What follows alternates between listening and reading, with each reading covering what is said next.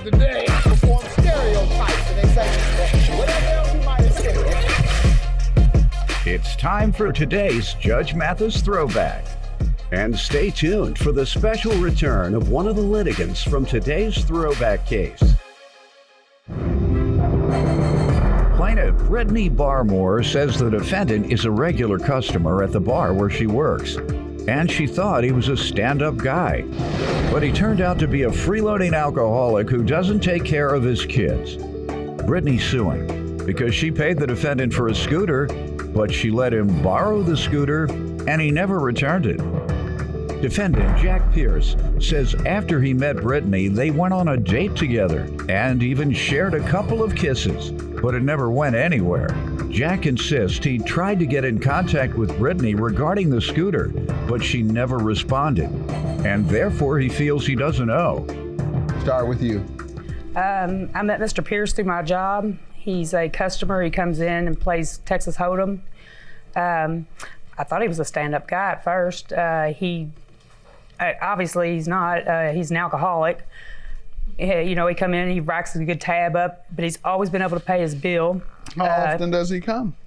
On Tuesdays and Thursdays, we do free Texas Hold'em at the club bar. So that's twice a week. Why do you think he's an alcoholic? Because of how much he drinks while he's there, and he's still sober, or not sober, but appears to be sober when he leaves. Yeah, well, that's not alcoholic, ma'am. That's a lush. Okay, a lush. Call it what it is. He's a lush. He's a lush. Your opinion, right? Yes, he lush? comes off as a stand-up guy. I'm not. You say he's not. Go ahead. He comes off like he's a stand-up guy, and that he's one of those people who believes in taking care of their kids, and that he believes in working and so forth, and come to find out he's just a bum. He doesn't work. He freeloads off everybody else. How do you figure that? Because he doesn't work. You gotta have a job. How does he pay all these bills? He doesn't.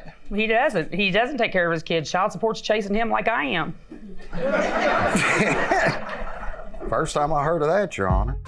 Plaintiff Brittany Barmore is suing the defendant, who claims he and Brittany went on a date and even shared a few kisses. But she insists that is a lie. You give me some background. Well, Your Honor, I met Brittany at her place of employment, up there playing cards a couple times a week. Thought we formed a good friendship. We exchanged phone numbers, went out on a date, shared a couple kisses. We ended up, I went up there on Tuesdays and Thursdays, but that was just because. Like I said, he's a Get drunk. back to these kisses. What happened? Yeah. Well, Your Honor, we. You couldn't close the deal? I don't know. I tried and. Well, just ask. See what happened. Just ask her now. What happened? He's a drunk. Did you smell alcohol on it? I served him the alcohol. When you tooted up to kiss him also. I didn't toot up to kiss him. Like I said, he's a drunk. Did you kiss the man I didn't or not? ever go out on a date with Did the you man. ever kiss him? No. Never kissed the man. Didn't go out on a date with the man. Honor, he comes to my work and frequents. We went to the boat together. We did go to the boat together. That wasn't a date.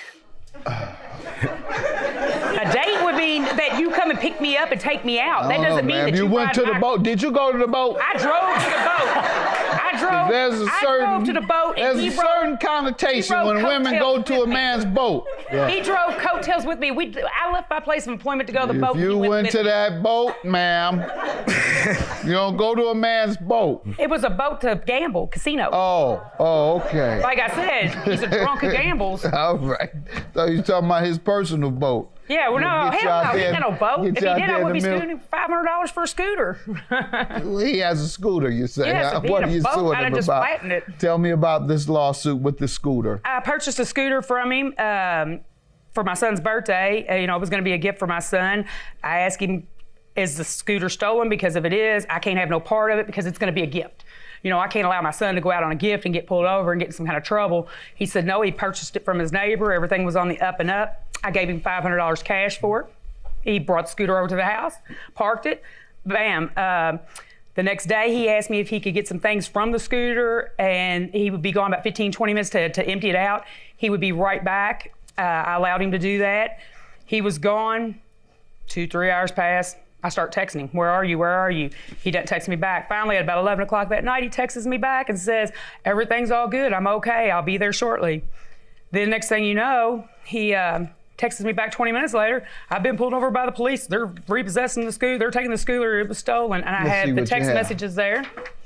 And he'll pay me back each payday, which, you know, at that moment, I should have, if I thought about it, he don't have a job. What payday? I mean, you know. And then so I waited a week because supposedly he was going to work for a full week in Florida. I waited until after he got back, and I texted him and I said, hey, what about some money? He texted me back, who is this? For a guy that's going to pay me back. For a guy that's going to pay me back and doesn't recognize the number you know the anymore. number. I've not changed my number in 15 years. Okay. Sir, you give me your... Well, Your Honor, first off, what she has said is halfway right and halfway wrong. The night that we went to boat together, we had stayed together all night at her house. How could we be at the boat and at my house? We got up next morning, went out running around.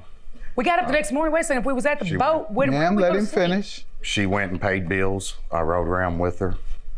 She went back to her house. She was getting ready to go to work. I had asked her if I could use the scooter to run around. She said sure. So I got the scooter, left. She went to work. And yes, it did get stolen from me. But I didn't go out and take things out of it. I didn't do anything like that. He was a third-party victim of a crime, ma'am. He's like the victim as well as you. However, did you agree to repay her? Yes, I did. I did say that, Your Honor. I did agree to pay her back. I had gone to Florida, was supposed to be down there for 10 days.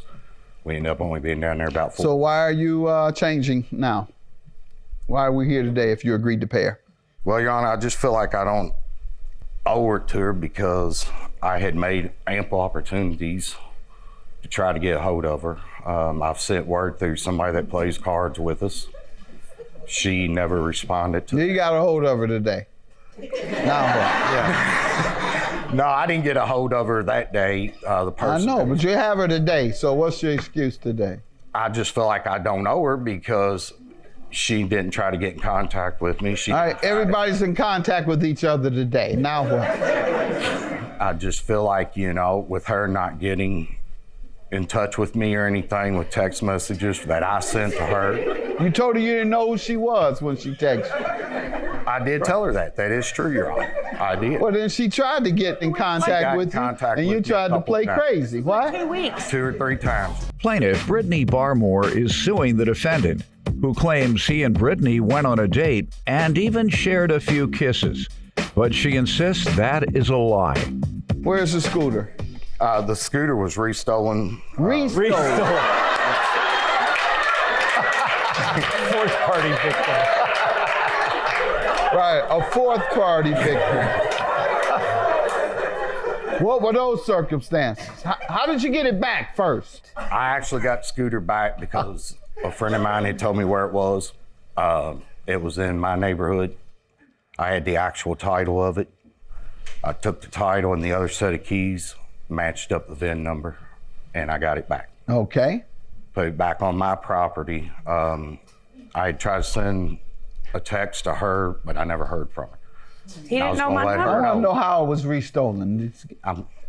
Restolen. It was stolen because it was off of my property that they had stolen it. That's not what he Where told had me you put happened. it? It was in my yard, in my backyard. He didn't tell me that anything other than that the police took it and that the person who did own the scooter showed up on the scene and was able to prove it. Did you tell the police repossessed it or not? No, I did not tell her that the police, I said I got stopped on it. But I did not tell her that the police were taking it or it was being repoed by the police. Well, why even tell me the police stopped you? Because they did. Have you been looking for it a second time like you found it the first time? No, I have not. All right, well, you keep looking. In the meantime, give her $500. $500 for judgment. Have a good day. So after this, we can try to be friends again. I do apologize. Hell no. And now a special throwback update as the plaintiff is back in Judge Mathis's courtroom. Plaintiff Brittany Barmore says the defendant was her ride or die, and Brittany could always depend on her. However, Brittany claims after the defendant damaged her car, she refused to pay for the damages and then ghosted her, so she's suing. Defendant Amanda Webster admits that she and Brittany were best friends and says she misses their friendship, but she insists Brittany is the one who ghosted her after this incident. Start with you. Okay. I've been on your show before. I was on in 2017.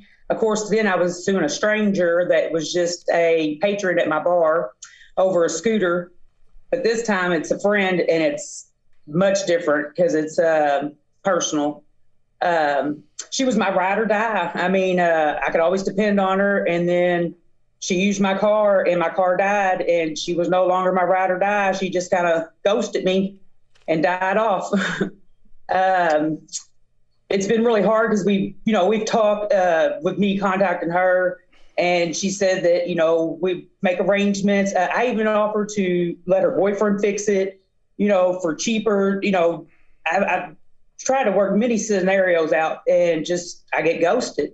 And I can't really go, Your Honor. I'll let you talk. Go ahead. I can't really go to her and confront her with everything. Like, they went on vacations twice this year. He's bought a new truck. They've got new animal. They're at the casino. But I don't know how to say it without being angry about it, because I'm only angry because I'm hurt, because she was my ride or die, and I just can't believe that financial, money has gotten me. How far you all go back? And that. How far do you go back? 10 years. 10 years? Over 10 years. No problems before this? Never. Ride or die. But you never put yourself in a position for her to cause you any financial we all know what each other's income is. Let me hear from you, ma'am. Okay, I will agree with mostly everything that Brittany said. She was my road dog. We were BFFs, and I still, to this day, I miss her like crazy. But I would say that I was the one who tried to reach out to her about this whole car situation and ordeal that's going on. And I thought that she kind of ghosted me. We were roommates for a while. And on said day that the incident happened, I did drive her car. I would say, I guess, technically without permission, but we were roommates. So I never really had to ask every time I used her car, nor did she, when she used my vehicle. And on is that true, ma'am? Hold on. Is that true? I've let her use my vehicle before. Without asking? Without asking? No, she just never, because she had her own. And have you used her vehicle without asking? Not without asking, no. Defendant Amanda Webster is being sued by her former friend, who claims after Amanda damaged her car, she ghosted her. She denied both of those things, so go ahead. She denied both, but go ahead. Okay, well, like I said, sometimes, if I was parked in back or she was parked in back. I know, you said that I got you, that you could take him and she could take yours. You said that's happened in the past a lot. Take it without asking. I got you. So I did take her vehicle, and I was just quickly making a quick run to the store. And unfortunately, this incident happened where I was sideswiped while I was turning at a light. And when it happened, of course, I'm in shock and couldn't believe what was going on. So I called Brittany, and of course, first instinct, she was furious, which I totally understand. But surprise to her, she didn't even know her car was gone from the driveway. Right. So you took it without her permission. Go ahead. Of course she wouldn't. So, I told her that I would, I did feel responsible for the most part that, in fixing her vehicle. But like I said, we were roommates, and that happened in September, late September. As far as October went, we didn't really talk after this incident. There was definitely some animosity, I'd say more so. She didn't have to talk. All she needed to do was go to the bank And get the money and cash the money that you sent her for the damage that you caused. Nothing I to hope talk that about. She knows that. I mean, if I had the money like that, I mean, for sure, she would be the first I would divvy out a check to. Okay. But I just don't have it like that. I mean, I work at a donut shop, and Okay. I would say I'm quite poor. Okay, But, so her defense you know, is, if I won ma'am, the lottery, I'm she'd be sorry, the I first heard you, person ma'am, I heard you. Her defense is that she's poor.